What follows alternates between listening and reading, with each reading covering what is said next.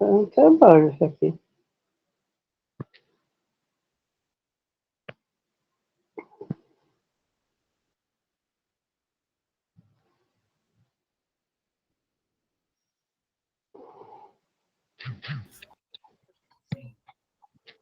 Quer chocolate? Não, obrigada.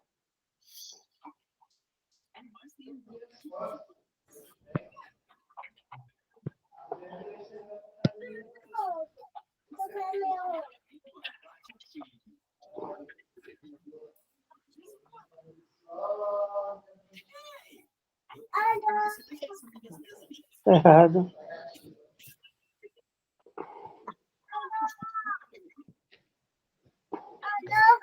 Meu Deus, eu vou te bater.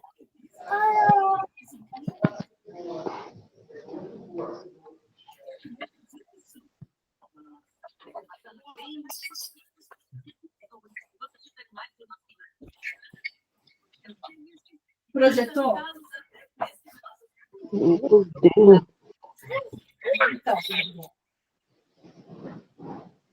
Assim quero.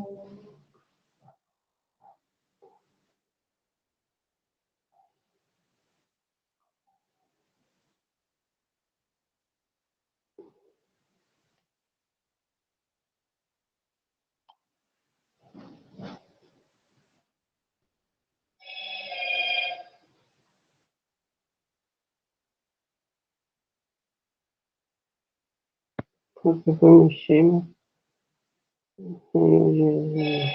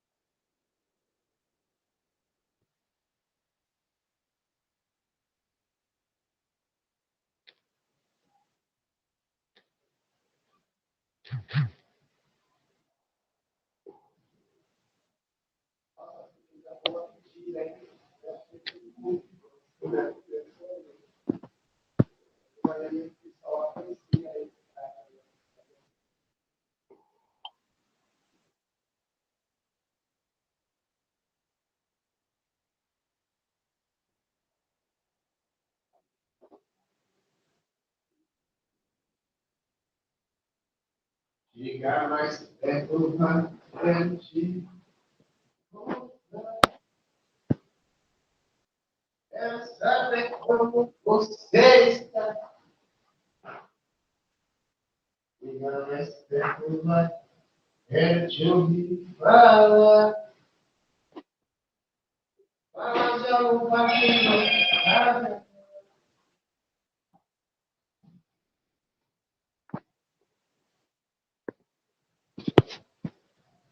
Aqui não há saída. Viver na minha vida.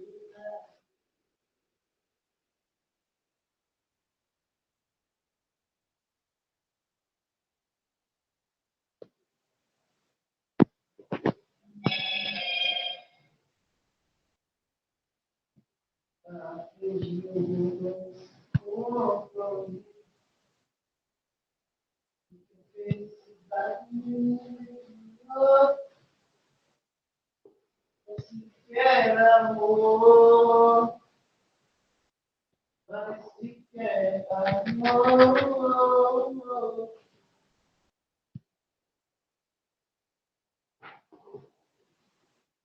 Pela luz.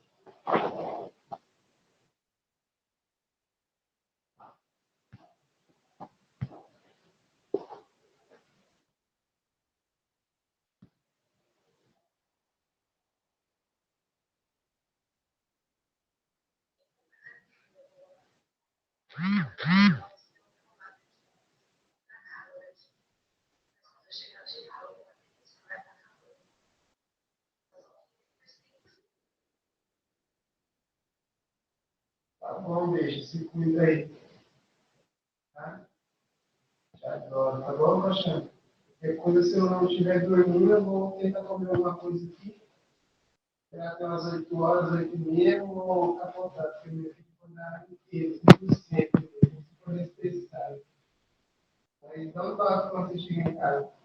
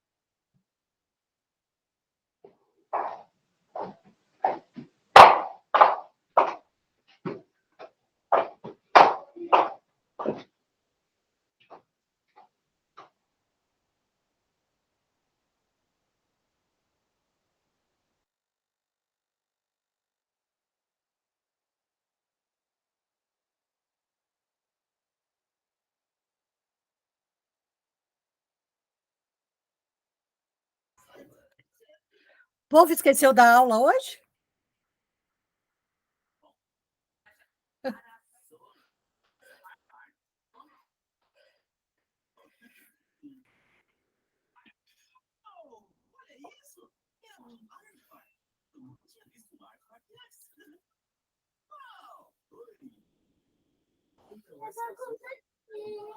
Não, Miguel, chega. Miguel, chega. Boa Chega, noite, gente. chega, chega. Meu Deus do céu. Não, Miguel, eu estou falando que não, e acabou.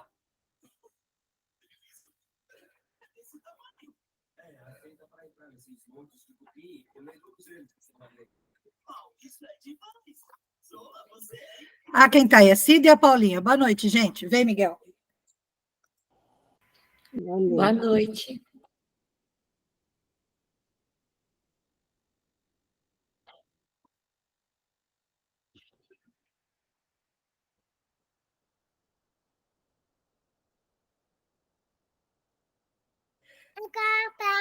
Fala, boa noite. Boa noite. Boa Boa noite. noite, Miguel. Agora senta aqui. Eu quero comer uma. Você vai pedir de novo? Tá bom. Gente, nós vamos começar, porque senão vai atrasar demais. O povo parece que esqueceu hoje. Esqueceram que hoje era terça-feira.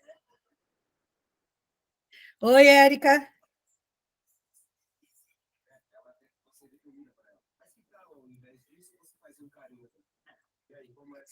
Eu vou dar 2 minutinhos e depois a gente começa.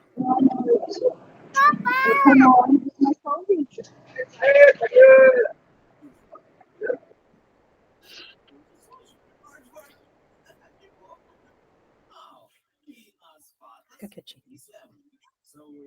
São bem fortes e afiadas. Imagina são mágicas. Elas quebram os montes de cupins assim. Uau! E as unhas dela são do tamanho dos meus dedos. Uau! Isso porque ela precisa vir esses dentinhos de cupim para comer essa nojinha. É isso aí. Você é um animal incrível. Oi, Zuzu. Olá, tô indo pra casa. Vou assistir aqui no celular, tá bom? Tá bom, Zu. Salete, que praia linda que você tá. Você viu, menina? Nossa, maravilhosa, dá vontade de Tirei ir pra uma aí agora. folguinha e fui para a praia. Pelo menos em pensamento.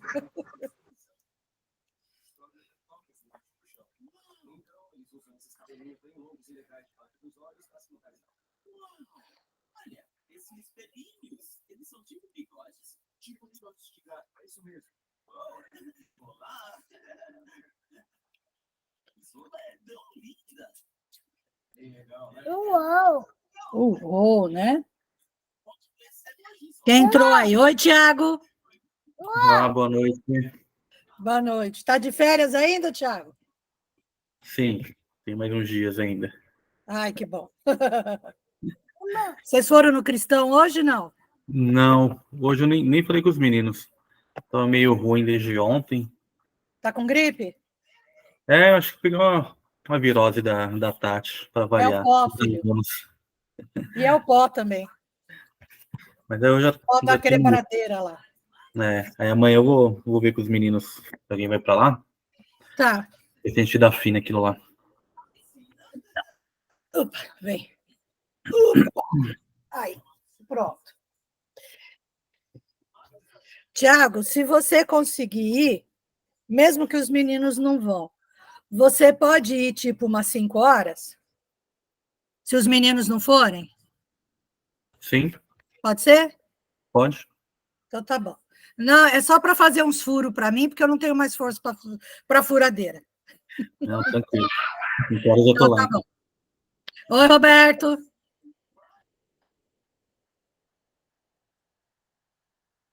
Bom, pessoal, vamos começar. Já deu bastante tempo aí. Alguém se habilita a fazer oração?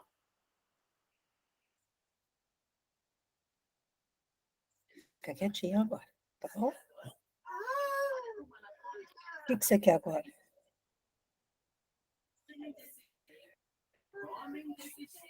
Hã? Quer o quê?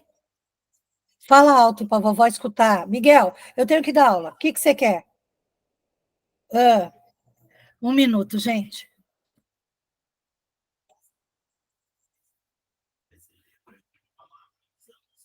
Tem Danone de chocolate, você quer? É esse?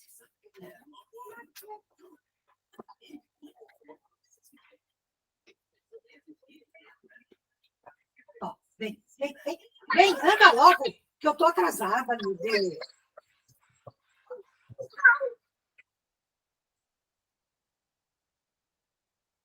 Ó, mas agora eu quero você quietinho. Meu Deus. Ele inventou que quer tudo agora. Então, vamos lá, pessoal. Então, vamos serenar os pensamentos, relaxar. Vamos voltar o nosso pensamento para Jesus, pedindo todo o amparo da equipe espiritual. E vamos pedir a Deus que nos guie. E vamos a mais uma aula. Pai nosso que estais no céu, santificado seja o vosso nome. Venha a nós o vosso reino. Seja feita a vossa vontade, assim na terra como no céu. O pão nosso de cada dia nos dai hoje. Perdoai as nossas dívidas, assim como nós perdoamos aos nossos devedores. E não nos deixeis cair em tentações, mas livrai-nos, Senhor, de todos os males, pois teu é o reino, o poder e a glória para todo sempre. Ave Maria, cheia de graça, o Senhor é convosco, bendita sois vós entre as mulheres, bendito é o fruto do vosso ventre, e nasceu Jesus. Santa Maria, Mãe de Jesus, Mãe de todos nós, rogai por nós, tão pequeninos, agora e para todo sempre. Que assim seja. Graças a Deus, graças a Deus e graças a Deus. Então vamos lá, meus amor. Hoje a gente vai dar a parte B daquela aula da semana passada, que a gente deu a parte A e deu o livro, tá? Então, hoje a gente também vai dar a parte B e vamos dar o livro. Chegou aí, tia? Tá sem som, Gil.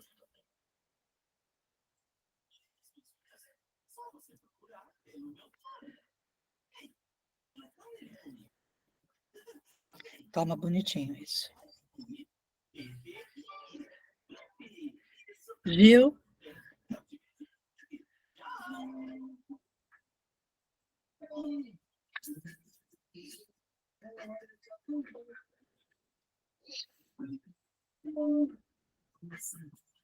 Tá travando, Gil.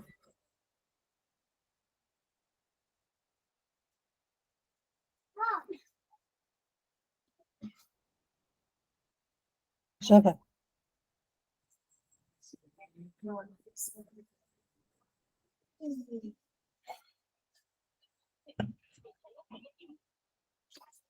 Seu áudio está fechado, Gil. E você está travando. Ixi, é a internet. Deixa eu trocar aqui a internet pela outra.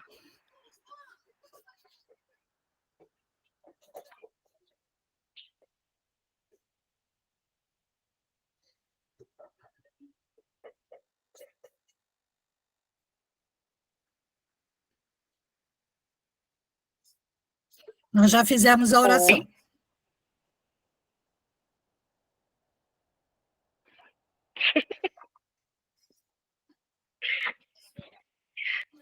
Agora, este aqui, será que eu enxergo? Organização Religiosa do Povo Judeu. Vai enxergar porque eu aumentei todas as letras.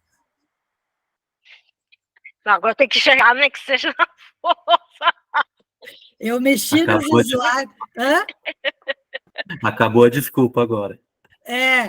Não, eu aumentei todos os slides. Eu já estou na lição 9 aumentando os slides. Eita, não, já dá para chegar. Foi só trocar o óculos, ó.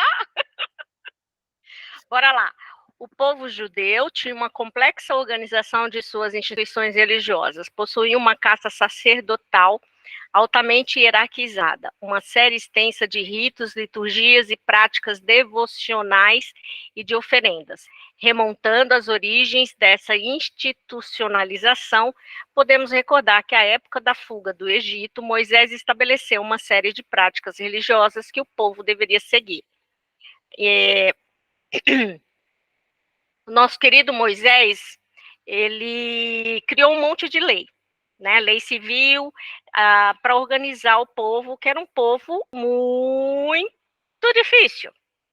Um povo que queria fazer o que queria, né? Dava na veneta, eles queriam fazer, tinha um comportamento muito inadequado, né? Aí, Moisés, para dar uma segurada no povo, né? Dar uma amansada nesse comportamento do povo, ele criou, né, vários rituais e criou também as leis para ir amansando. Pode trocar.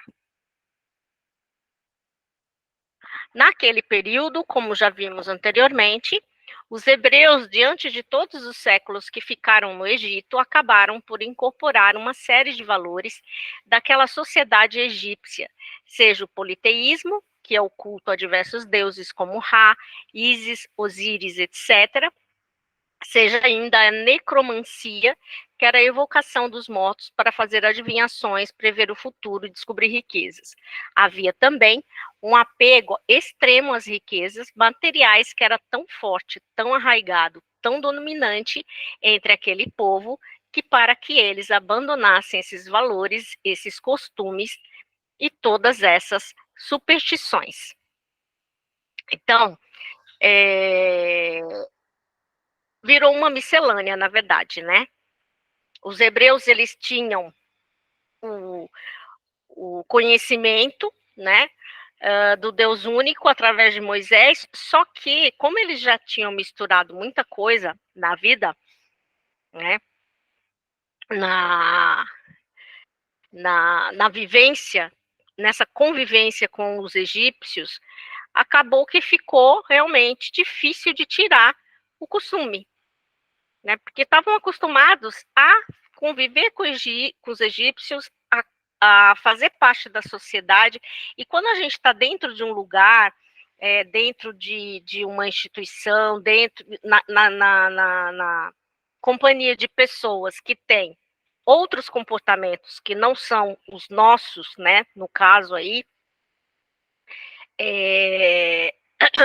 do povo que era hebreu, que tinha toda uma linhagem, né? O pai, o avô, o tio, né? Tem até essas informações na Bíblia, que fulano contou para cicrano, que contou para o outro fulano, o fulano 1, fulano 2, e foi passando de geração em geração, né? As informações eram passadas de pai para filho e assim por diante. E com a mistura de raças, a coisa ficou fora do controle, né?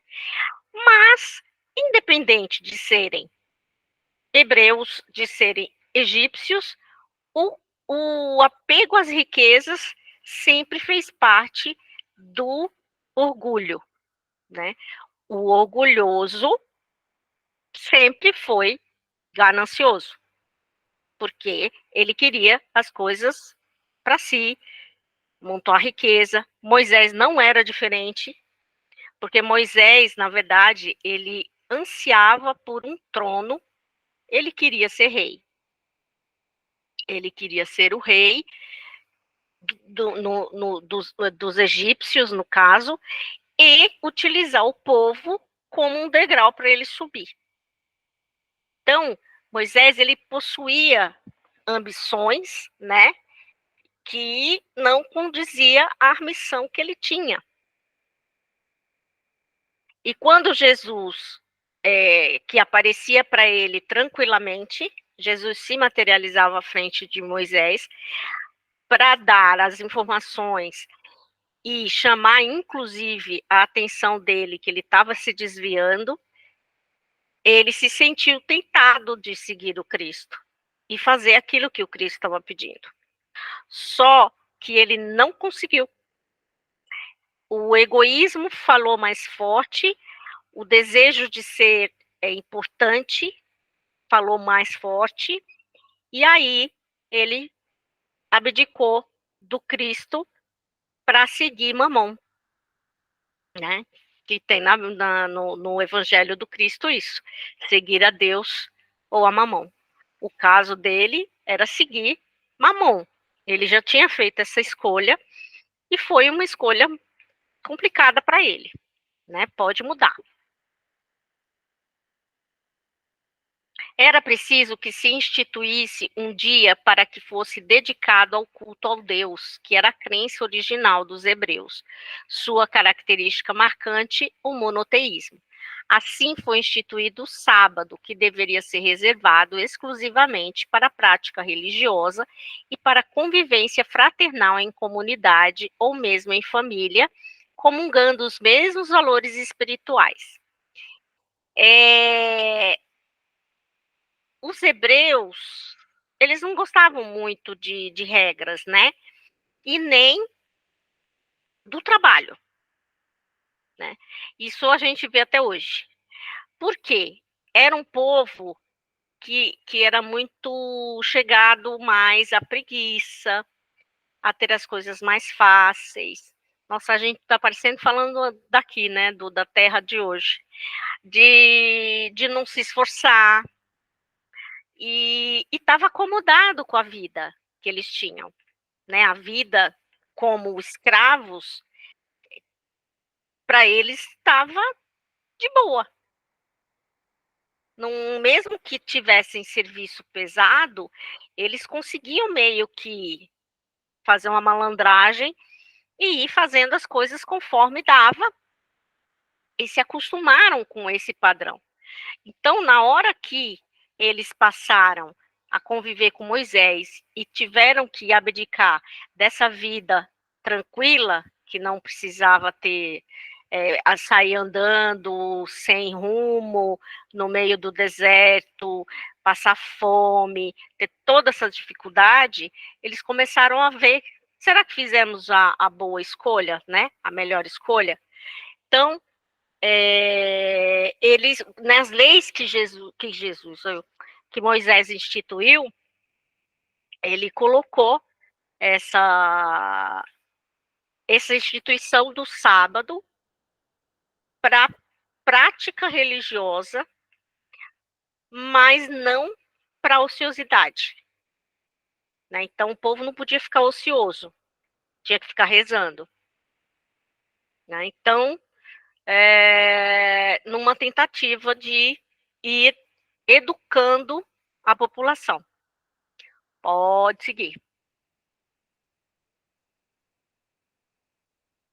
Ocorreu, entretanto, como bem sabemos, que as regras externas que deveriam ser a base para o despertar dos sentimentos de fraternidade, de comunhão e de religiosidade acabaram muitas vezes por morrer na frieza da letra, principalmente entre aqueles que tinham conhecimento e interpretavam a lei. A letra por si só, não há dúvida, é morta. Né? O Espiritismo elucida bastante isso, né? Que se ficarmos só no que está escrito, realmente não tem sentido. Né? E seguir coisas, ensinamentos sem compreensão, né? Sem entender o que está sendo feito, entender o que está sendo definido, pregado, sem fazer essa reflexão, que inclusive no Espiritismo nós temos muitos dos missionários que passaram nos livros essas informações, o Kardec, Chico, a gente, se não refletir sobre tudo que a gente lê, tudo que a gente aprende, a gente não vai entender. Né? E se não entende, não coloca em prática. E era isso que o povo passava. Eles não conseguiam entender e só na ignorância, digamos assim, é que eles, no medo, né, na imposição, é que eles passaram a seguir. Mas, como diz ali,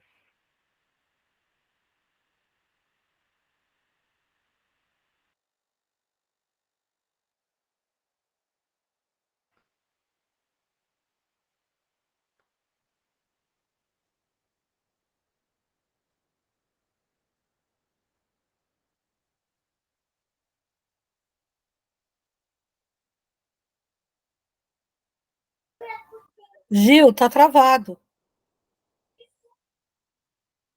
mas não tem Não, outro jeito.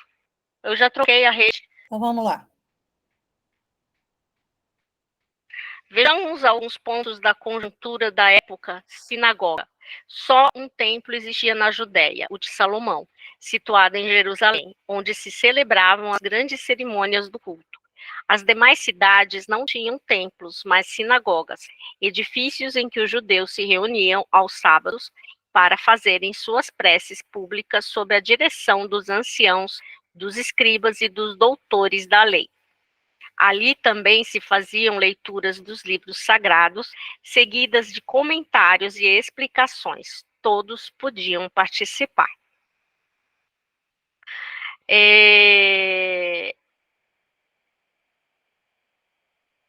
O objetivo, né, do sábado, como estava no outro slide, era exatamente ficar na sinagoga fazendo as preces públicas. É como se fosse um culto hoje, né, das igrejas, né, das igrejas protestantes, evangélicas, e uma missa da igreja católica.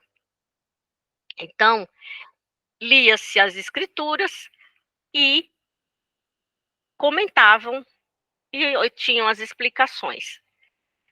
Era como uma reunião pública da situação da pregação, né? E para fazer entender tudo que estava sendo ensinado para eles.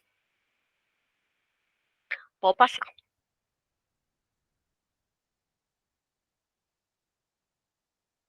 Aí um restinho do que sobrou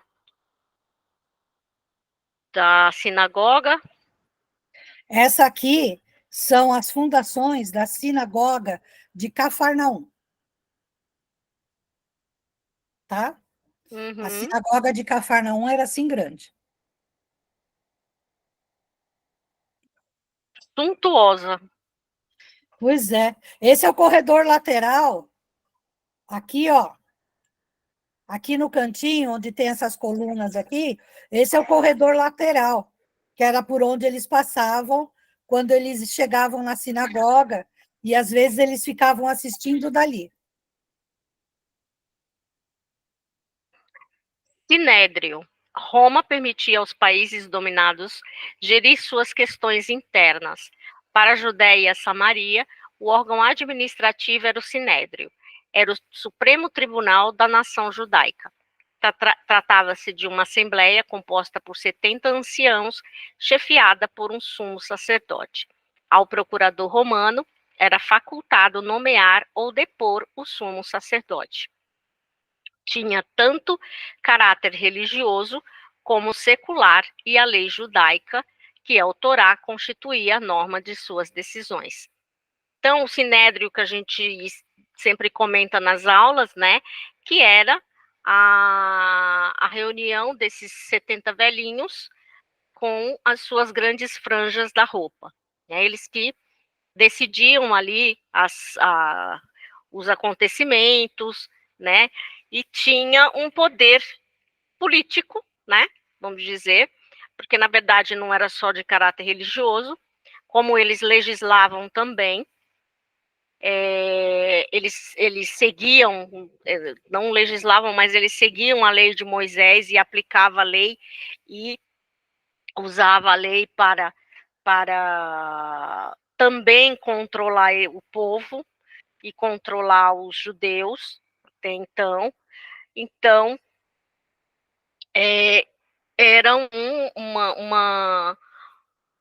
um órgão, né, uma constituição que fazia o controle de tudo. E trabalhava juntamente com o governo de Roma, e o Império. Eram antagonistas, se odiavam entre si, mas acabavam meio que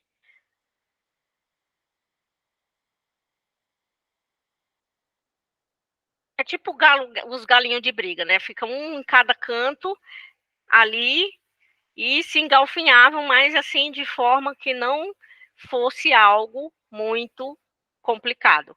Óbvio que sempre quando existe esse tipo de relação, na frente existe a falsidade, né? A adulação, principalmente de uma das partes, que o Império o Romano não ia ficar fazendo muito isso, por parte dos judeus que tinham medo e tinham essa necessidade de ficar sempre tentando fazer o bom vizinho na situação.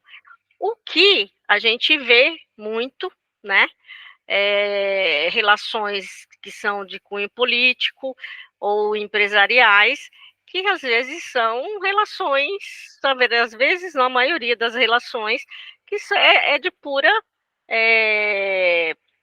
inveja, despeito, concorrência, até jogo sujo em muitas situações, e também muito criminoso.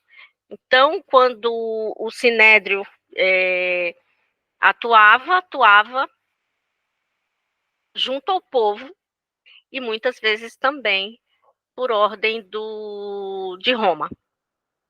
Pode mudar.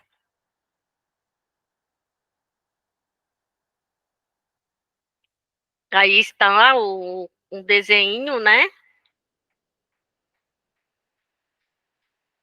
Das figurinhas.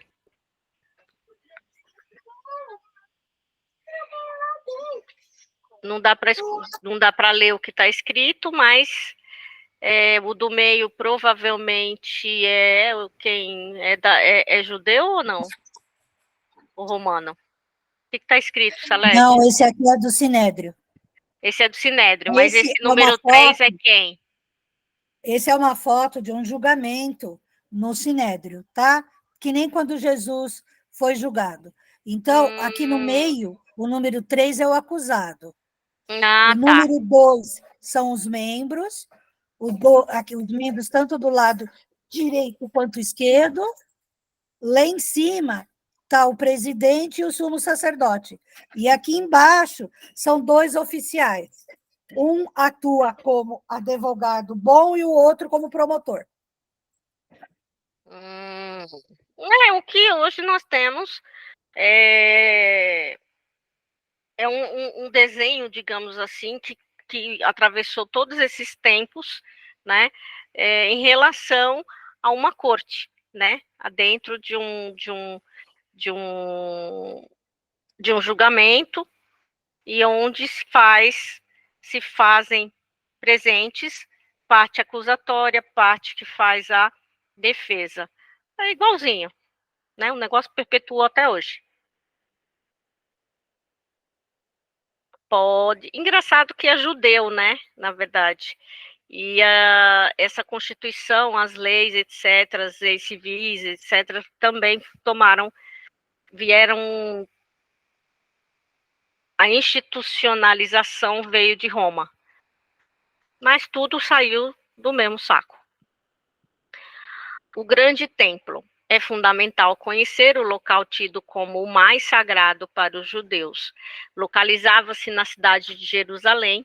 O templo foi idealizado por Davi, constituído por Salomão, destruído por Nabucodonosor em 586 a.C.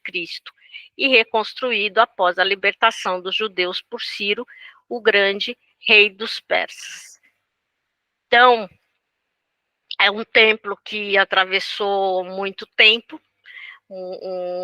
e essa reconstrução por Salomão passou pela destruição, já são 8 horas, do Nabucodonosor, e após, quer dizer, a reconstrução, quebrava e reconstruía, aí ajustava, aí arrumava, até que, depois de Jesus, ele ruiu de vez. E hoje só ficam lamentando lá. É incrível, né? Uns negócios assim de construção que eu tiro o chapéu para quem é engenheiro e arquiteto, aí que nasceu. Que é um conhecimento que não é, né, de um espírito primitivo. Se a gente for entender e analisar, né, fazendo uma reflexão, são constituições, são construções, desenhos, e para quem trabalha nessa área, as medidas, né, a parte matemática da estrutura, tudo isso veio de fora, né, de outro planeta. Como a construção das pirâmides, mesma coisa. Não havia possibilidade de alguém carregar uma pedra daquele tamanho. Então, no livro do Nephilim tem essa explicação. Realmente foi construída com tecnologia, né, bem avançada dos irmãos de fora. E esses que reencarnaram no planeta, que foram dando lugar a essas construções também majestosas, que são muito, muito perfeitas. Continha várias portas e pátios internos sobrepostos, assim subdivididos. Pátio dos gentios, todos podiam frequentar. Ali eram vendidos os animais para sacrifícios. Consta que cabia até 140.000 pessoas. Pátio dos israelitas, destinado ao povo judeu apenas. O pátio das mulheres, o pátio dos homens, pátio dos levitas, onde ficava o altar do sacrifício sobre uma rampa. Então, as divisões aí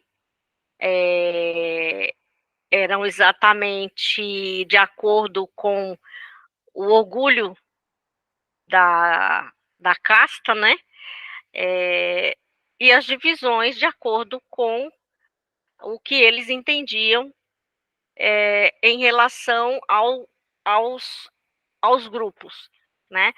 O que podia, o que não podia, era separado, não podia juntar, ou seja, né?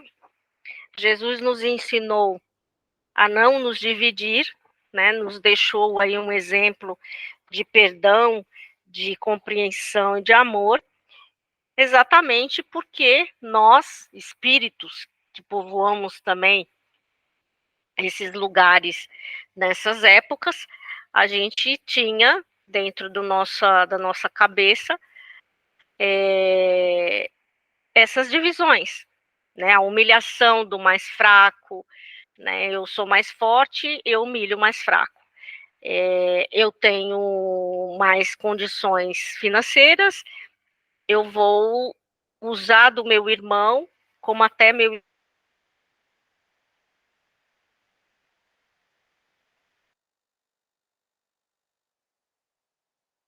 mais forte.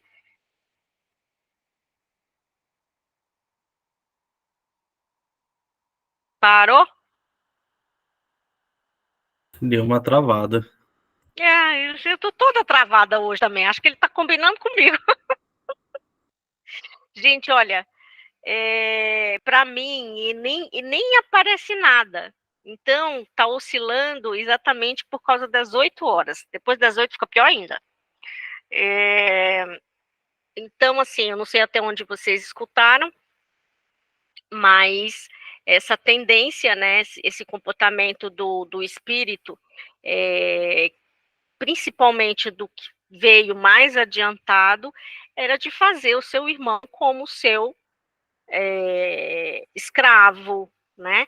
Era de estar sempre acima dos outros. E mesmo aquele na posição mais humilde também possuía, né? Poucos eram os que já entendiam a humildade e já fazia parte também do grupo seleto de espíritos mais esclarecidos. O pátio dos levitas, dividido em duas partes, a primeira chamada de o santo, onde ficava o altar dos perfumes e incensos, a segunda chamada de santo dos santos, simbolizando a antiga área da aliança que continha 2 tábuas de pedra contendo os 10 mandamentos e onde somente o sumo sacerdote podia entrar uma vez ao ano. Então tem áreas, né, como são definidas ainda, né, muitas religiões ainda possuem essas divisões. O Vaticano foi um retrato, um retrato disso. Eu não vou considerar que foi, porque não é mais, né? Tudo que a gente vê nem mais existe. Mas trouxe de Roma essas divisões de hierarquia, né? Dentro da Igreja Católica, seguiu um modelo semelhante ao dos judeus. Pode trocar. Aí, ó. O ouro nem existia, né? O povo que gosta de um ouro. É lindo demais, gente. Eu tiro o chapéu por esses desenhos, por essas quinas, essas colunas, essas construções. Né? É de um desenho muito bonito. Mesmo os escombros hoje, que acho que foi o que sobrou, né? As ruínas, demonstra, né? Mostra essa riqueza de detalhes. E aí é só pegar o computador e fazer igualzinho.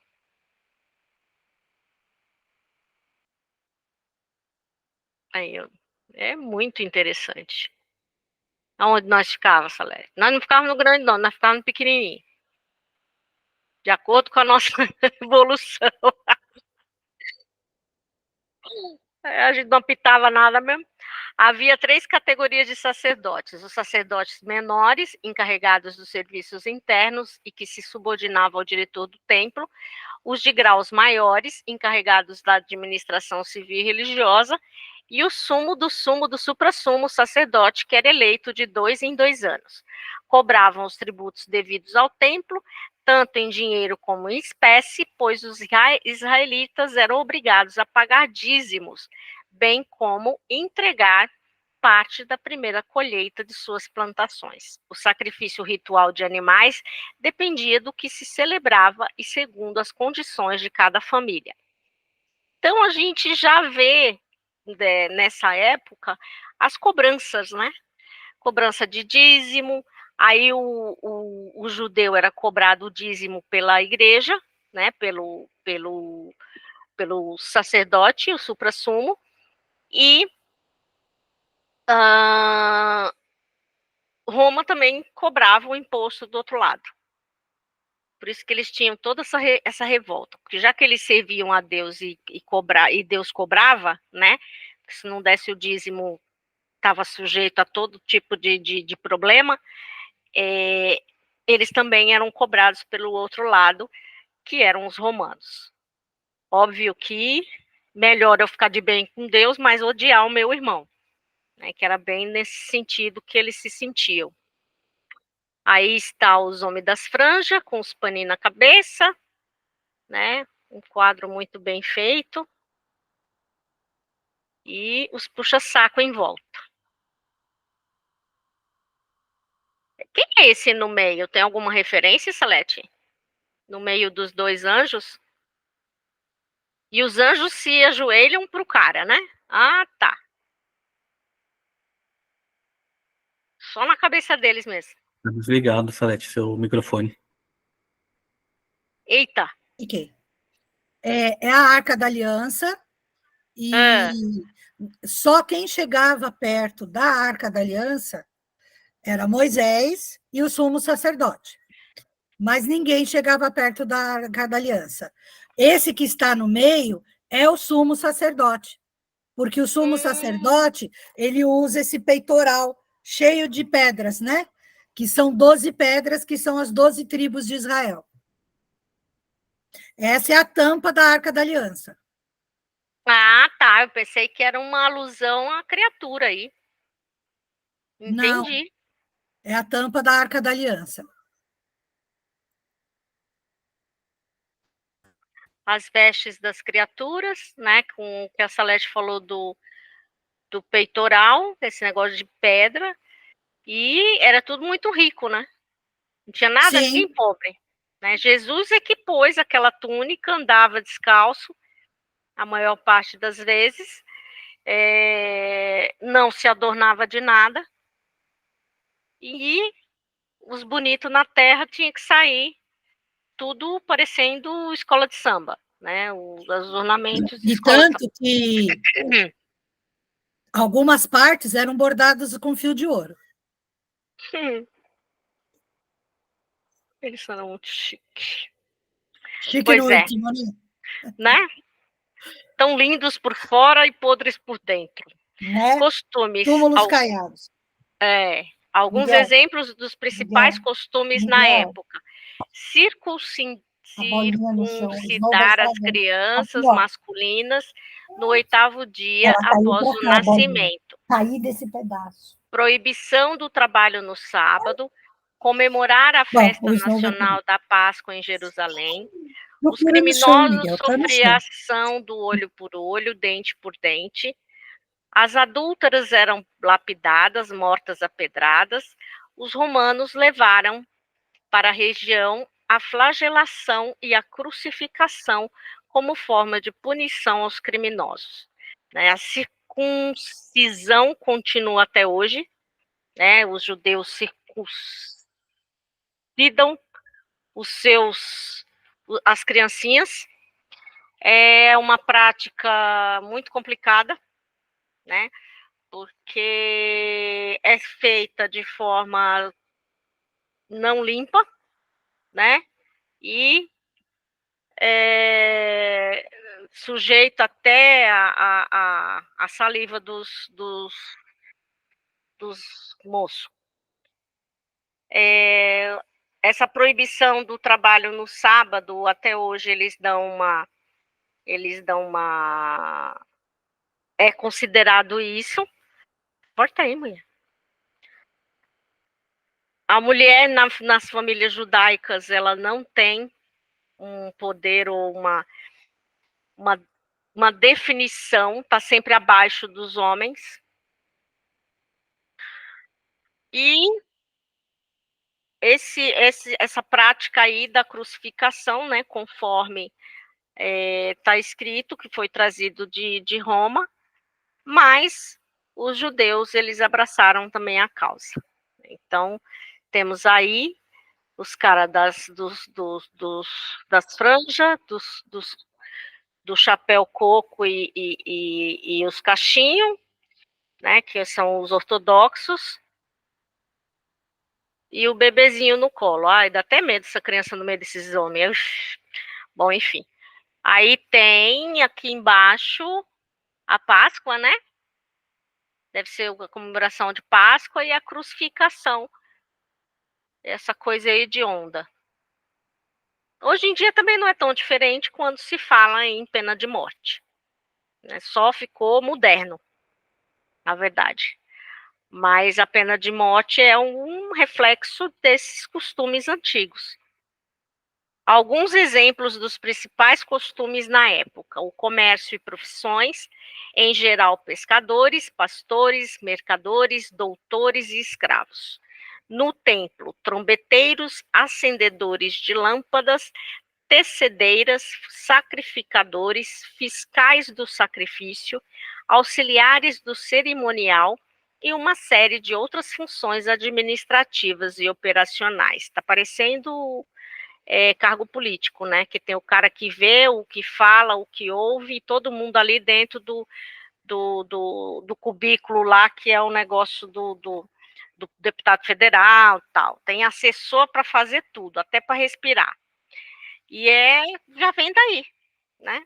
Essas coisas já, esse famoso jeito de colocar assessor para tudo quanto é coisa, já tem um pezinho ali.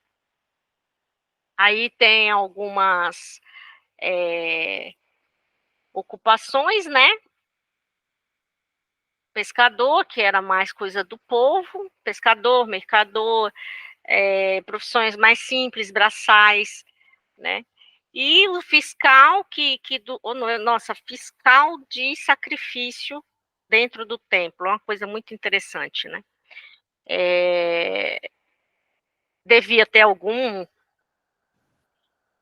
sei lá, algum roteiro para se fazer, e acho que o cara olhava o roteiro, pegou o bicho, pôs o bicho com a cabeça virada, Não, a questão era da repartição da carne, filha. O fiscal, ele estava lá para ver a repartição da carne. Por quê? Tinham coisas que podiam ser queimadas, porque todo sacrifício era matado, o animal, né? E depois era queimado. Então, por exemplo, tinha que deixar escorrer todo o sangue era recolhido numa vasilha e era queimado, né?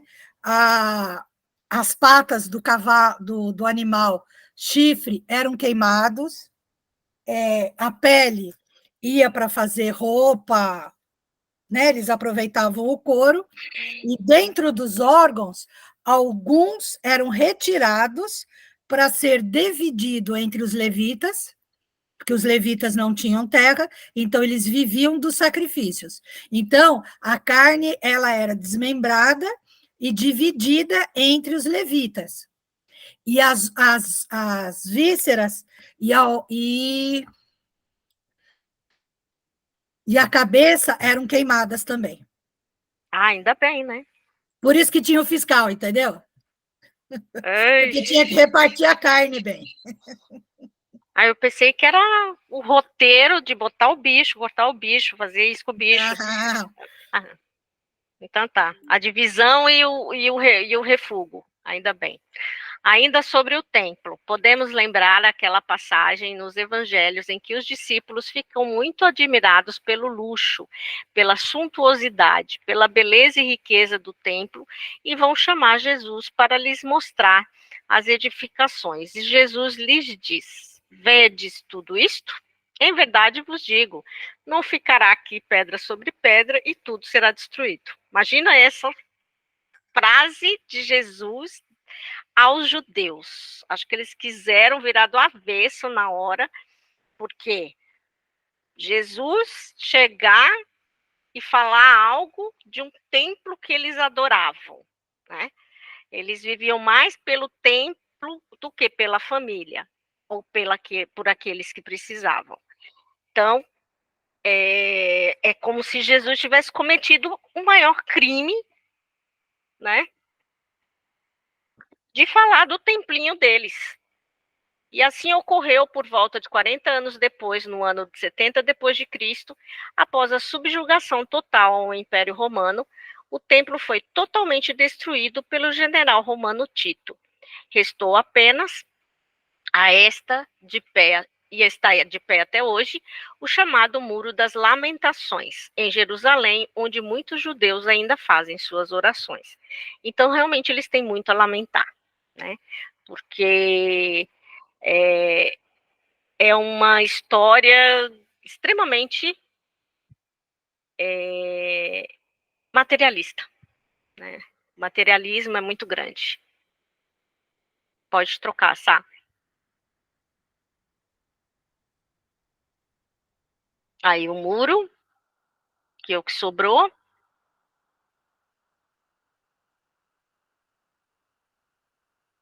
E duas imagens que eu acho que ainda é do ritual antigo, não é?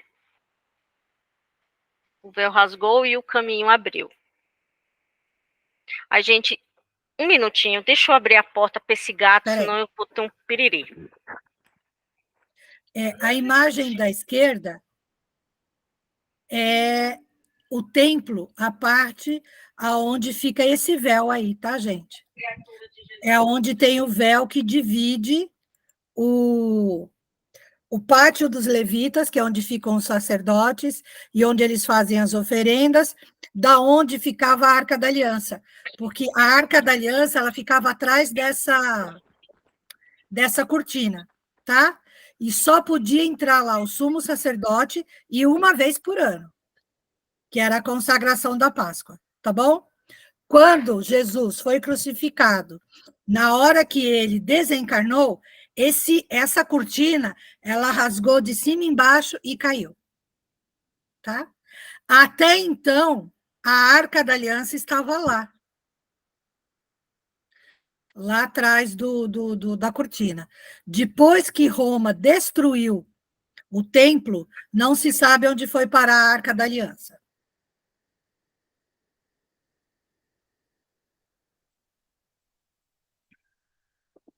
Por que não aceitavam Jesus? Os judeus vinham esperando pelo prometido Messias, tão falado nas Escrituras, há séculos. Quando chegou o momento, Jesus nasceu entre nós e causou um desconforto tão grande entre os doutores da lei, principalmente entre os fariseus, que acabou por levá-lo à crucificação. O orgulho os impediu de enxergar no meigo rabi da Galileia a figura do Salvador. Por que não conseguiram? Porque eles, né, eram materialistas e tinham pensamento enraizado.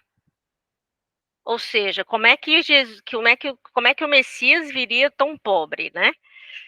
O Messias não tinha como vir pobre, não poderia falar o que falava, né? Dizer que o templo seria destruído, ou que se ele quisesse destruiria e reconstruiria tudo de novo. Para eles foi uma ofensa muito grande, né? Diminuí-los, sendo que eles eram os sumos, suprassumos da situação.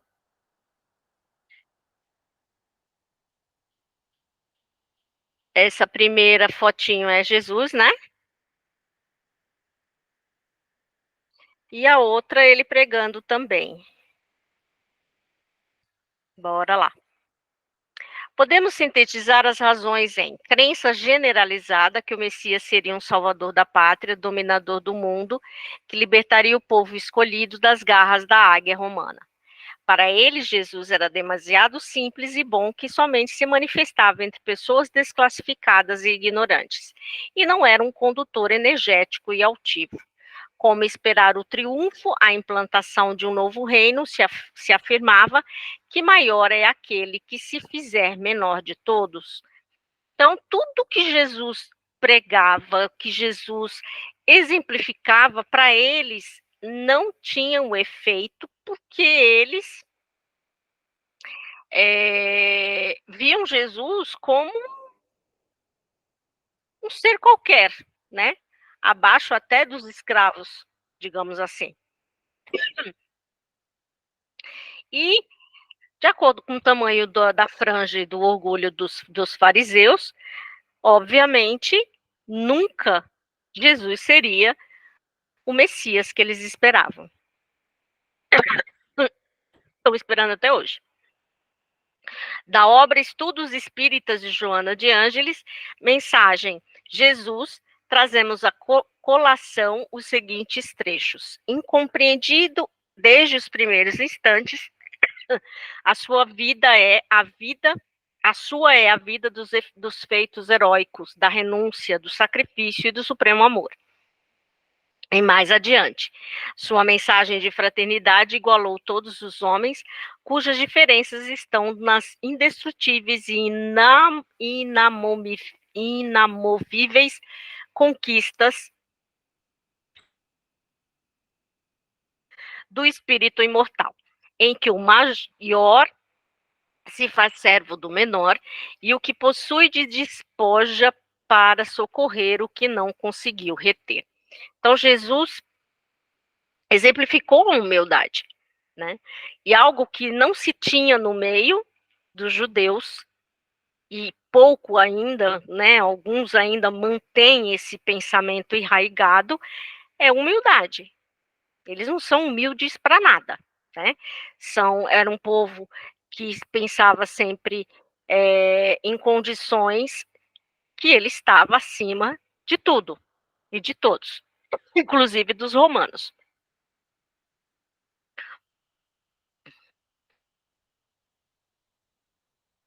Lindo isso aí, hein? Jesus no Monte das Oliveiras, fazendo a oração.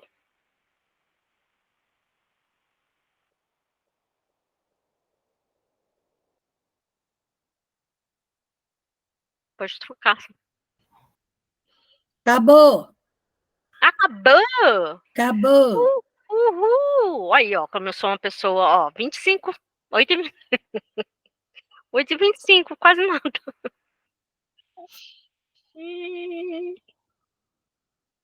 Alguma dúvida?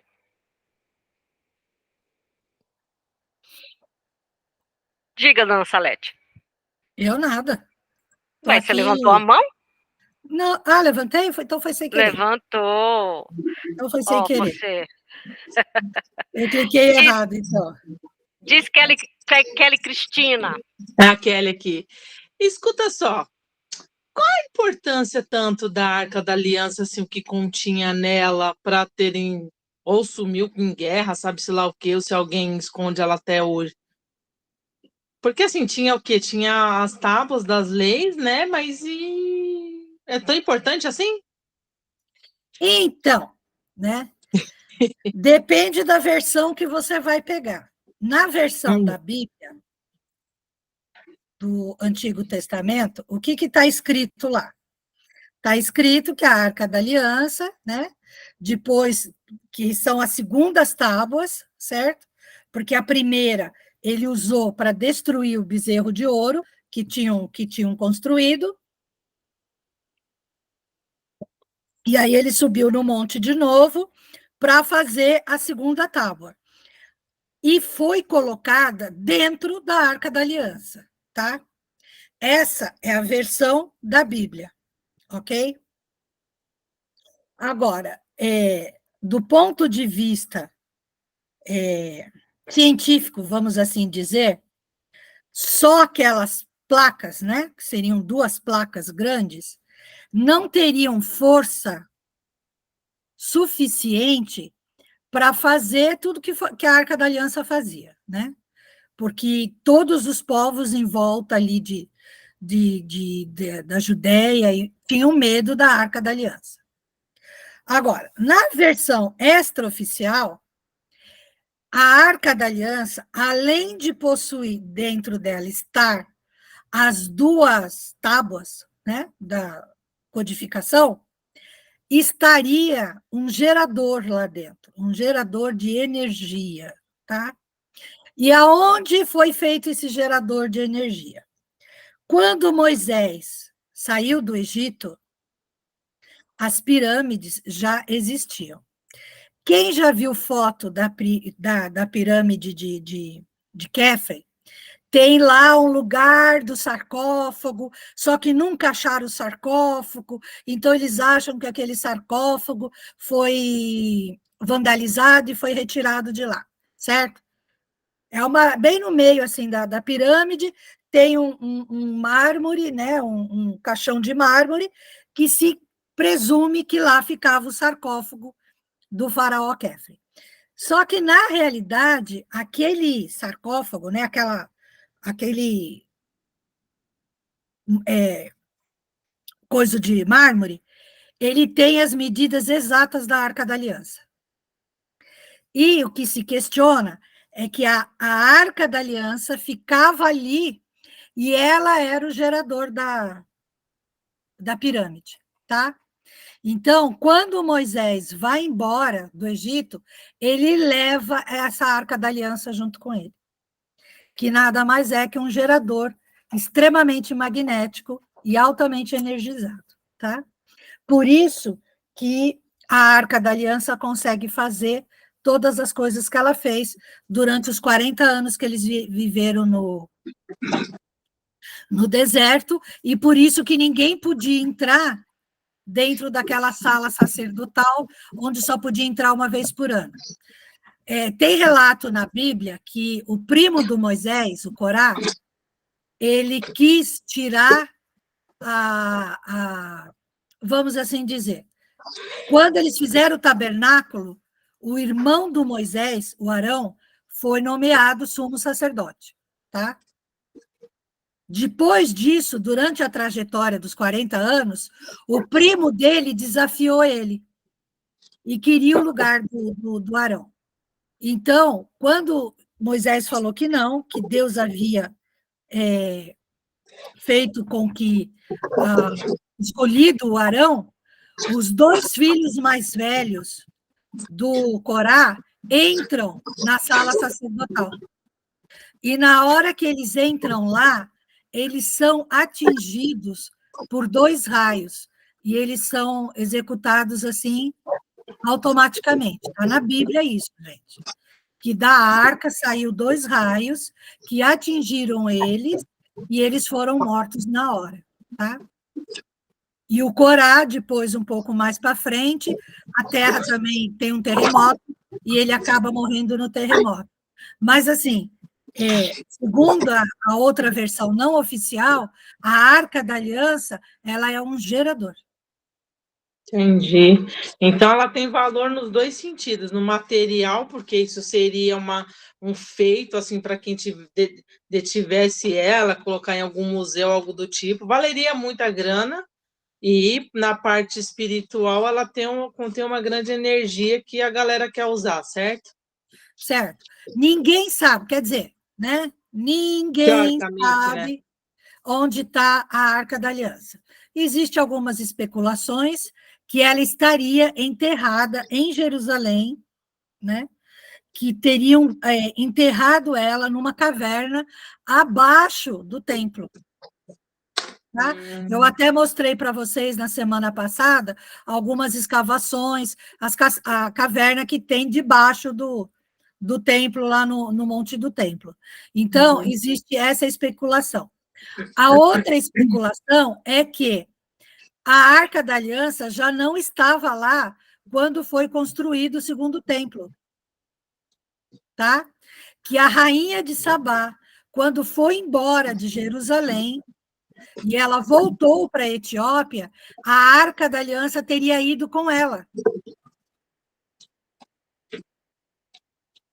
Tá? Existe também essa versão, que a Arca da Aliança teria ido com ela para a Etiópia.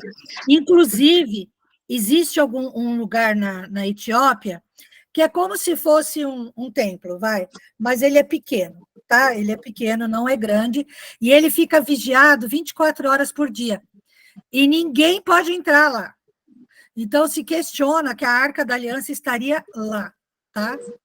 Aí existem as outras versões que a gente acha que é besteira, mas que tem muito a ver com tudo isso, tá? Uma das versões seria que, quando Roma destruiu o templo, a Arca da Aliança teria sido levada para Roma. Faz sentido. E que ela estaria no subsolo do Vaticano. Plausível também. E pode falar de uma versão não oficial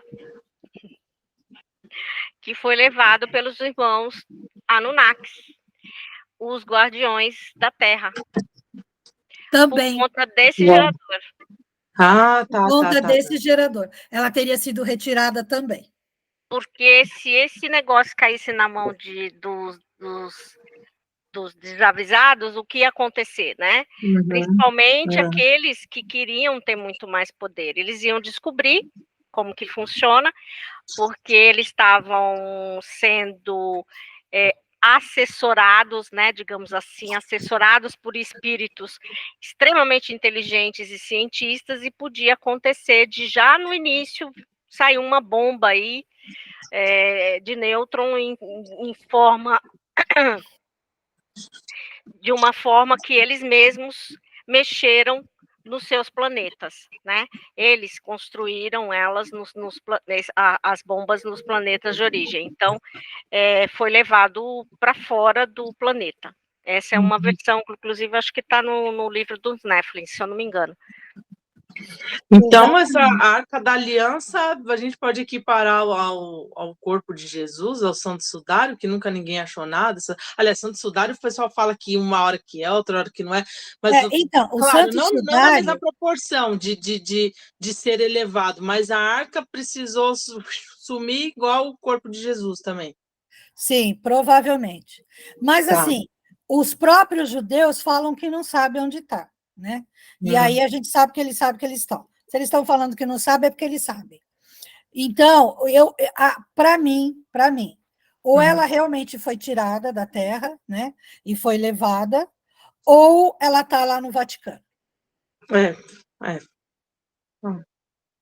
E o Santo Sudário, Kelly, ele já foi feito... Já falou que não é original, diz que é lenda aquilo, né, da imagem, né? Não. O Santo Sudário, ele foi feito um exame nele. Então, esse exame foi feito o quê? Foi datado o tecido dele, tá? E o sangue que estava lá foi datado. É de 2.000 anos atrás, certo? E o tipo sanguíneo, vamos assim dizer, o DNA desse tipo sanguíneo... Nem tem aqui. Com a genealogia de Jesus. Então, é um sangue drúzio. Interessante. Faz tempo que eu vi um tempinho atrás aí na televisão falando que não era, que não sei o quê. Não, é sim. Enfim, né? É sim. Falar, até o papagaio fala. É o Santo Sudário de Turim. Tá, que está em Turim. Esse é ele mesmo. Foi comprovado por exames. E ainda em Jerusalém, né, existe uma linhagem drúzia ainda. E essa linhagem drúzia, ela era, assim, muito obediente às leis judaicas. Então, eles não misturavam-se com outras tribos. Os casamentos é só dentro dessa linhagem. Então, essa linhagem se mantém, vamos assim dizer, pura, entendeu? Não tem mistura no sangue de outras linhagens. E é o sangue que está lá. Entendi. Muito obrigada, viu? Mais alguma dúvida, gente? Não? Podemos ir para a aula? Então, vamos lá. Nós vamos falar do livro, tá bom? Fica quietinha, Mel. Agora não é hora de senhora ficar latindo, moça. Essa daí não pode escutar uma mosca passar que ela late. Então, vamos lá. Capítulo 10, tá? As grandes religiões do passado. As primeiras organizações religiosas da Terra tiveram sua origem entre os povos primitivos do Oriente, aos quais Jesus enviava periodicamente seus mensageiros e missionários. Dada a ausência da escrita naquela época, longínquas, as tradições se transmitiam de geração a geração, através da palavra, com a cooperação dos degredados de capela. Os rudimentos das artes gráficas receberam os primeiros impulsos. Surgem, então, os Vedas, que contam mais de 6.000 anos a falar-nos da sabedoria dos sastras, ou grandes mestres das ciências hindus, que os antecederam de mais ou menos 2 milênios. Jesus havia reunido nos espaços infinitos os seres proscritos exilados na Terra, antes da sua reencarnação geral. As exortações confortadoras do Cristo cantavam-lhes no íntimo os mais famosos hinos de alegria e de esperança, fortalecendo-os a fé. Então, vamos lá. Antes mesmo de Jesus, né, reencarnar, já quando ele, né, fez o exílio de Capela e ele recebeu todo mundo aqui, muitos em Capela, apesar de estarem revoltados, eles também tinham o fundo religioso deles e tinham as coisas que eles acreditavam, tá? Os povos que ficavam ali no Oriente, que já existiam antes de Capela, que seria a Índia, que seria a China, né? Principalmente a Índia, que tinha essa parte, a China tinha mais aquela parte psicológica, né? Do Shaoti e do outro lá. A Índia era uma coisa mais espirituosa.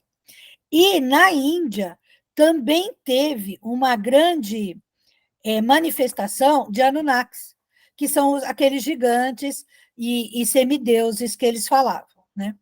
Então, a Índia teve muito dessa absorção espiritual e religiosa. Tanto que os Vedas, vamos assim dizer, são esses Anunnakis, que transmitiram muita informação, principalmente científica e espiritual. E a sabedoria dos sastras eram os mestres indianos que seguiam os Vedas e registravam tudo. Então, isso é do tempo que chegou os exilados de Capela. Porque os exilados de Capela chegaram há 12.000 anos atrás. Isso aqui, os sastras e os Vedas, é de 6.000 anos. Tá? Então, eles conseguiram absorver tudo isso. Os hindus têm um registro sobre isso grande e preservado. Tá? Não é que nem, por exemplo, no Iraque, no Irã, aquela parte da Mesopotâmia, que quase não tem nenhum registro assírio. São poucos. Os hindus e os chineses não. Eles têm um registro arqueológico sobre isso muito importante e, assim, bem acessível e em grande quantidade, tá? Coisa que também no Egito não tem, e nem na Grécia, mas os hindus e os chineses têm. E Jesus reuniu esse povo justamente para isso, né, gente? Para poder ir abrindo caminho para o monoteínos e para o Deus único. A gente tem que pensar que quando tem o exílio, né, assim como teve os exilados de Capela, não vem só os exilados, tá? Então, muito irmão já evoluído vem como missionário para ajudar nesse degredo. Porque senão ia chegar aqui, vamos assim supor, né? É a mesma coisa que você pegar o pessoal do Carandiru, jogar tudo lá em Santos, tá? E não vai ninguém para coordenar isso. Não vai ninguém para amparar, não vai ninguém para orientar, não. Muitos missionários vêm junto com o degredo para justamente auxiliar e botar ordem na casa, né? Porque senão vira baderna. A hora que aqueles degredados chegam aqui, vira baderna. Então, vem muito missionário junto. E justamente esses missionários que vieram foi o que deu suporte e foi o que trouxe essa parte da espiritualidade.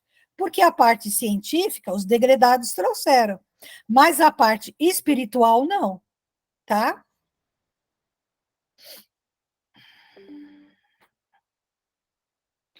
Onde você está, meu filho?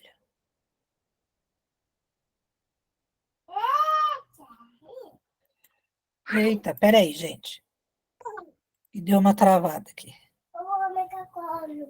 O que é, Miguel? Eu não posso te dar cola agora. Espera um pouco.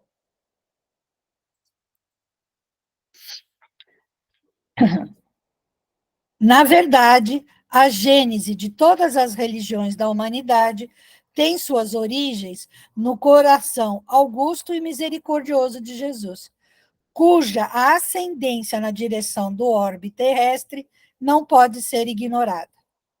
No Manavadharma, encontramos a lição do Cristo. Na China, encontramos o Furri, o Lao Tse e Confúcio. Nas crenças do Tibete, Buda. No Pentateuco, Moisés. No Alcorão, Maomé. Cada raça recebeu seus instrutores como se fosse ele mesmo, em reencarnações sucessivas. É por isso que todos os livros e tradições religiosas da antiguidade guardam entre si a mais estreita unidade substancial. Todas se referem ao Deus impersonificável. E no tradicionalismo de todas as pálpitas, a visão sublimada do Cristo, esperando em todos os pontos do globo.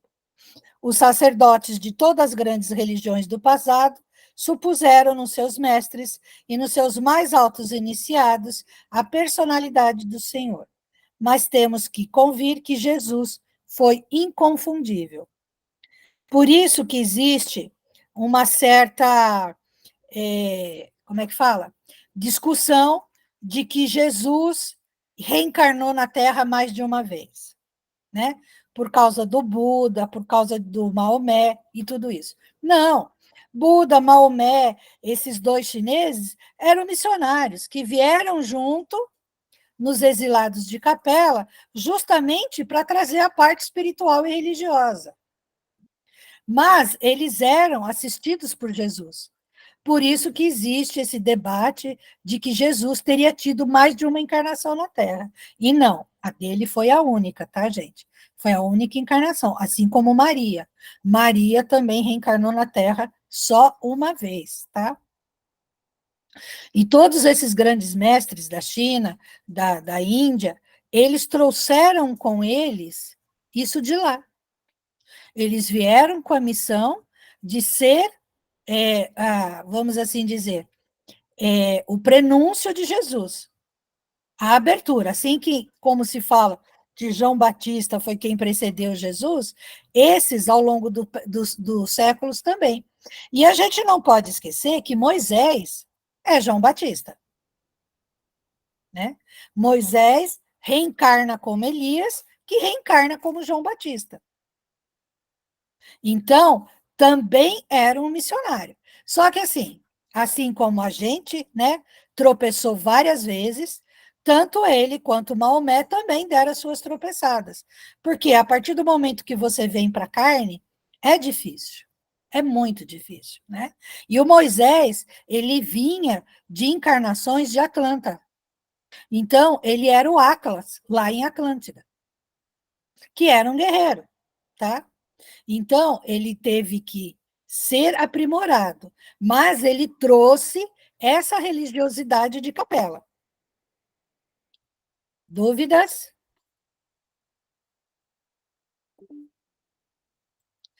Enquanto alguns deles foram ditadores de consciência, enérgicos e ferozes, no sentido de manter e fomentar a fé, Jesus assinala sua passagem pela terra com o selo constante da mais augusta caridade e do mais abnegado amor.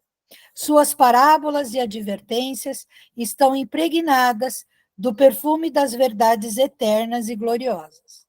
A manjedoura e o Calvário são lições maravilhosas e seus exemplos constitui um roteiro de todas as grandiosas finalidades no aperfeiçoamento da vida terrestre. As pessoas incapazes de compreendê-lo podem alegar que suas fórmulas verbais eram antigas e conhecidas, mas ninguém poderá contestar que a sua exemplificação foi única até agora na face da Terra. Então, muitos trouxeram as mensagens que ele mesmo passava, assim como a Gil falou lá no começo, que ele se apresentava para Moisés e conversava com Moisés, e ele fez isso com Abraão também, tá, gente? Ele também se apresentou para Abraão, e ele também conversou com Abraão. E o Moisés, ele era sanguinário mesmo, ele queria, né? Ainda mais por conta do nascimento dele.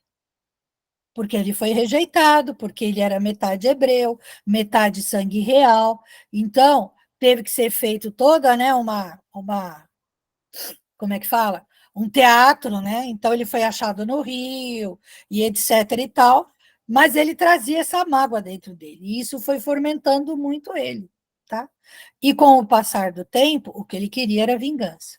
Depois, quando ele começa a fazer a caminhada, é que ele vai entrando no prumo novamente, e aí sim ele vai se achegando mais de Jesus, tá? Por isso que eles ficaram 40 anos no deserto, viu, gente?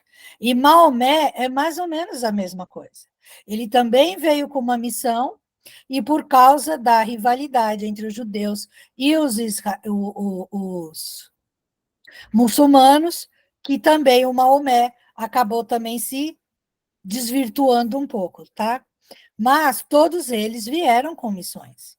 Eles tinham o conhecimento filosófico e religioso para passar que Jesus tinha mandado que eles fizessem, tá?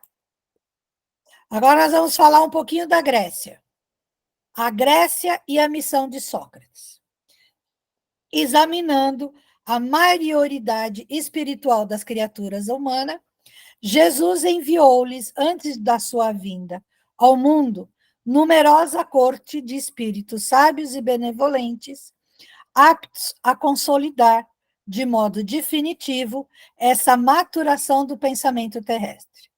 É por isso que vemos, nos 5 séculos anteriores à vinda do Cordeiro, uma aglomeração de inúmeras escolas políticas, religiosas e filosóficas, das mais diversas matizes em todos os pontos do globo. Muitas teorias científicas em voga em nossa época foram conhecidas da Grécia, e o conflito moderno entre os estados totalitários, fascistas ou comunistas, e as repúblicas democráticas lembra-nos Atena e Esparta. Essa insuflada, fechada em si mesma, aquela democrática amante da liberdade. Atenas, ao contrário de Esparta, foi o berço da verdadeira democracia. Só um pouquinho. Seus legisladores, como Solon, eram filósofos e poetas, e seus sistemas sociais protegiam as classes pobres e desvalidas, acolhiam os estrangeiros e fomentavam o trabalho, o comércio e as indústrias. Então, é aquilo que eu venho falando para vocês desde o começo do curso. Foi muito bem preparada. Só um pouquinho, gente. Foi muito bem preparada a vinda do Cristo, tá? Ele se preparou 2000 anos para poder encarnar, né? Então, ele teve que ir rebaixando o seu nível vibratório até que ele pudesse reencarnar. Mas, ao longo desse tempo, ele foi mandando espíritos para começar o monoteísmo, para começar as crenças e preparar a chegada dele. Um pouco antes dele encarnar, né, porque 500 anos é pouco, ele também deu um impulso maior. Ele foi mandando irmãos para virem e preparando a mentalidade do povo sobre o Deus único, sobre a chegada do Messias e sobre o que ele traria para eles, né? Então, quando eles achavam que ele traria a liberdade, mas a liberdade física, não foi o que ele trouxe. O que ele trouxe foi a liberdade espiritual. Miguel, tá bom. Tá bom, agora a vovó tá dando aula. Miguel, fica quietinho. O que ele trouxe, na verdade, foi a liberdade espiritual, e não a liberdade física, né? A liberdade física, o povo ia conseguir a partir do momento que eles fizessem a sua liberdade espiritual. E a Grécia, ela foi extremamente preparada também. A gente tem o Sócrates até hoje como uma referência dentro do espiritismo, justamente por causa da missão dele. E Esparta era mais, como é que fala? Guerra, né? Então, eram excelentes guerreiros, mas eles viviam ali, eles não se misturavam com o resto vamos assim dizer, né, das localidades da Grécia. Atenas, não. Atenas é como se fosse o berço da democracia, da filosofia, da psicologia e da religiosidade também, tá? Só que eles optaram por uma gama de vários deuses, em vez de seguir os deus único. Foi em Atenas que começou o verdadeiro regime de consulta à vontade do povo, que decidia, em assembleias numerosas, todos os problemas da cidade venerável. O influxo do coração do Cristo, toda a Grécia se povoou de artistas e pensadores eminentes no quadro das filosofias e das ciências. O século de Péricles espalhou os mais soberbos clarões espirituais nos horizontes da Terra, e poucas fases da evolução europeia se aproximaram desse século maravilhoso. Jesus envia, então, às sociedades do globo auxiliares valorosos, como Esquilo, Eurípides, Heródoto, Tucídides e, por fim, a extraordinária personalidade de Sócrates, que, superior a Anaxagoras, seu mestre, veio ao mundo aureolado pelas mais divinas claridades espirituais, no curso de todos os séculos planetários. Nas praças públicas, Sócrates ensina à infância e à juventude o formoso ideal da fraternidade e da prática do bem, lançando as sementes generosas da solidariedade. Mas Atenas não consegue suportar esta lição. Por quê? Porque ele veio mais ou menos como Cristo, né?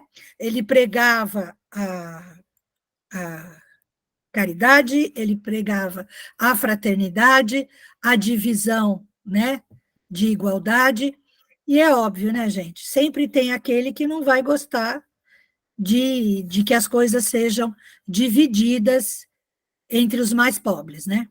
Sempre tem aquele que é corrupto, embora em Atenas já existisse a democracia, também já tinha corrupção, tá?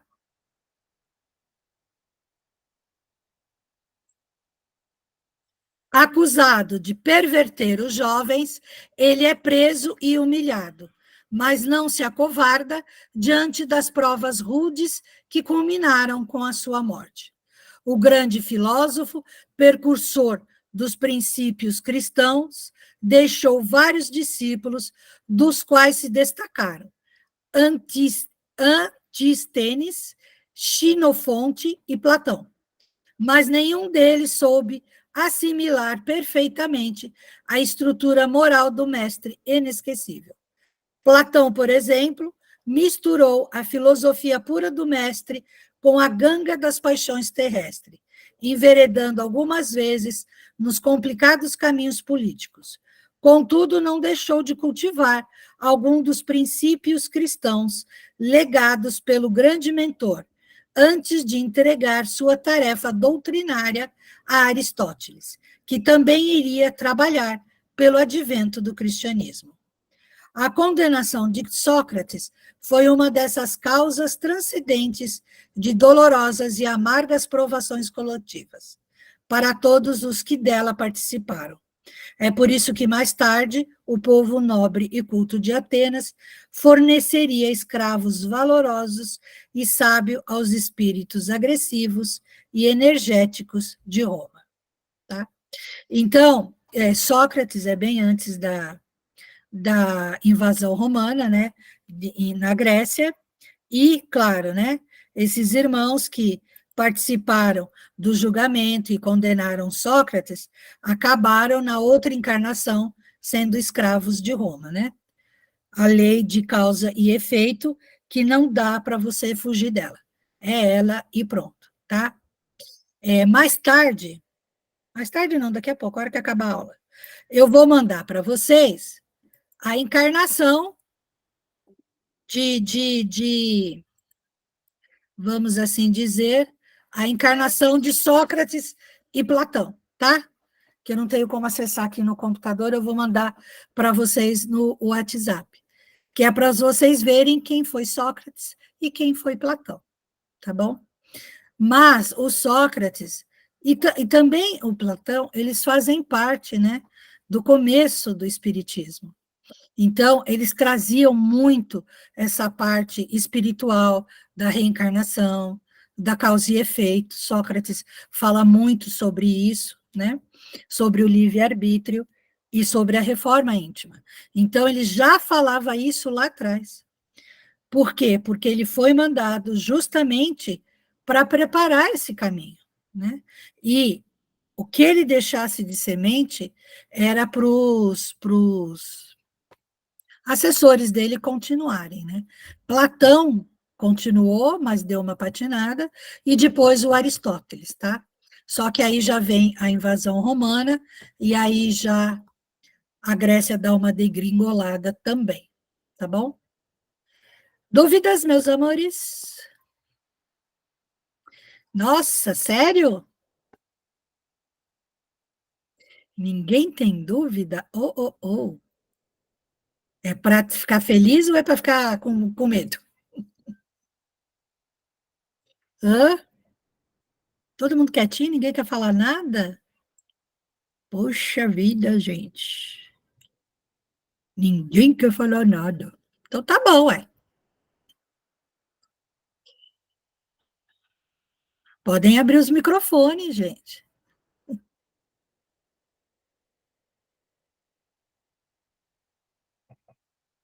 Abre o microfone, Vani.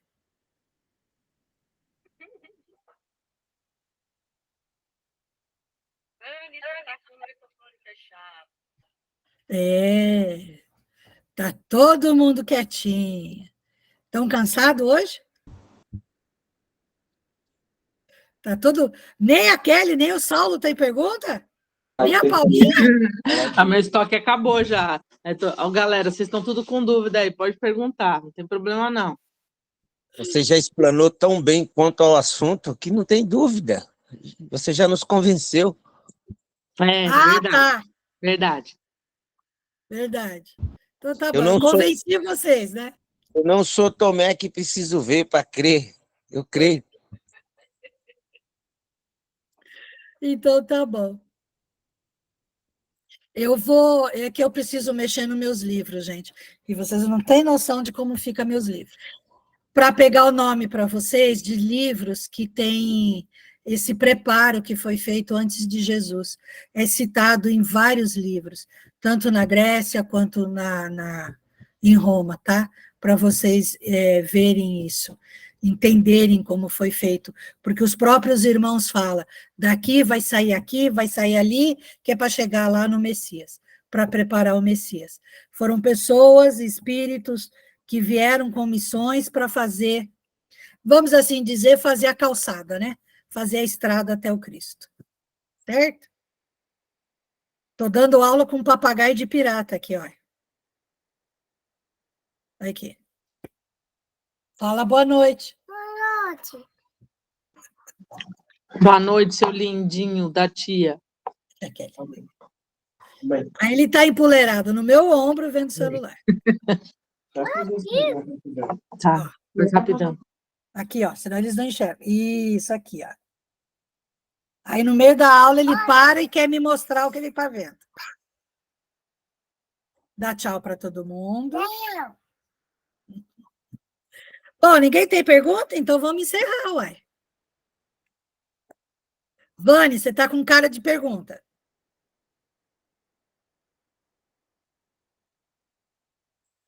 O microfone está fechado. Abriu. Não, o Saulo falou tudo.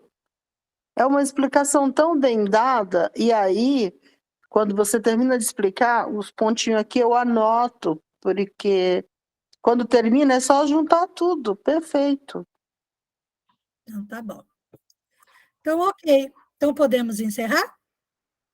Sim. Então, tá bom. Quem vai fazer a prece? Eu fiz a inicial. Alguém tem que fazer a final.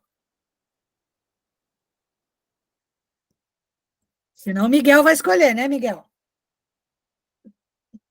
Ele faz assim, ó.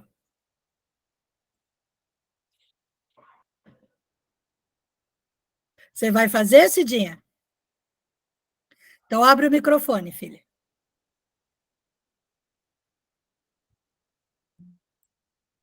Minha mãe Maria, meu mestre Jesus, obrigado por essa noite, obrigado por essa aula. A gente estamos cada vez mais aprendendo, estamos tendo belos professores que estão fazendo a gente entender, e que continue assim, e que mais coisas venham para a gente conseguir cumprir a palavra e fazer a vontade de Deus. Agradeço por todos e peço que o Senhor continue nos abençoando, todos nós, nossos colegas e nossos professores. Pai nosso que estás no céu, santificado seja o vosso nome, venha a nós o vosso reino, seja feita a vossa vontade, assim na terra como no céu. O pão nosso de cada dia nos dai hoje, perdoai as nossas dívidas, assim como nós perdoamos aos nossos devedores. E não nos deixeis cair em tentações, mas livrai-nos, Senhor, de todos os males, que assim seja. Salve Jesus, e graças a Deus.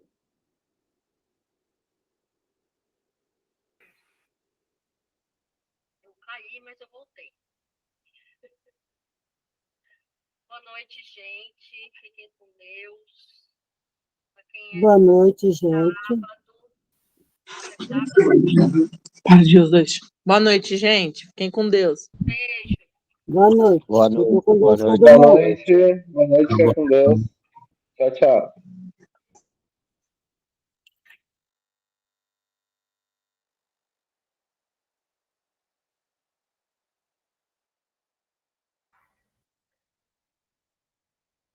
Oi, Lila.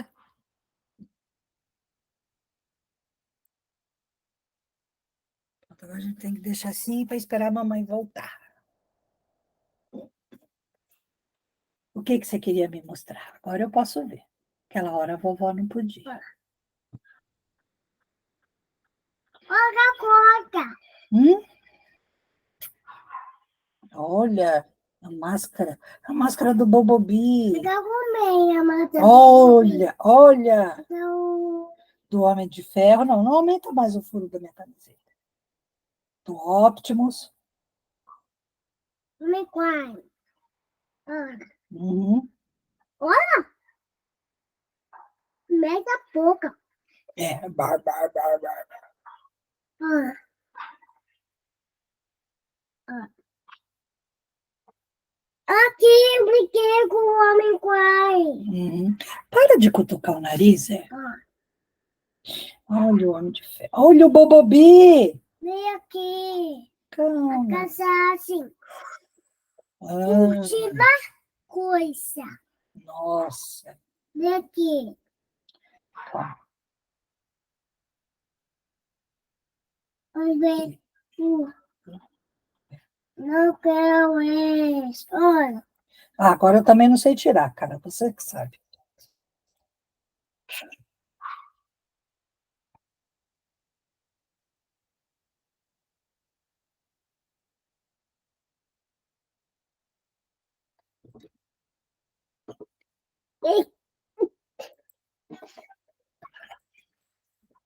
Olha.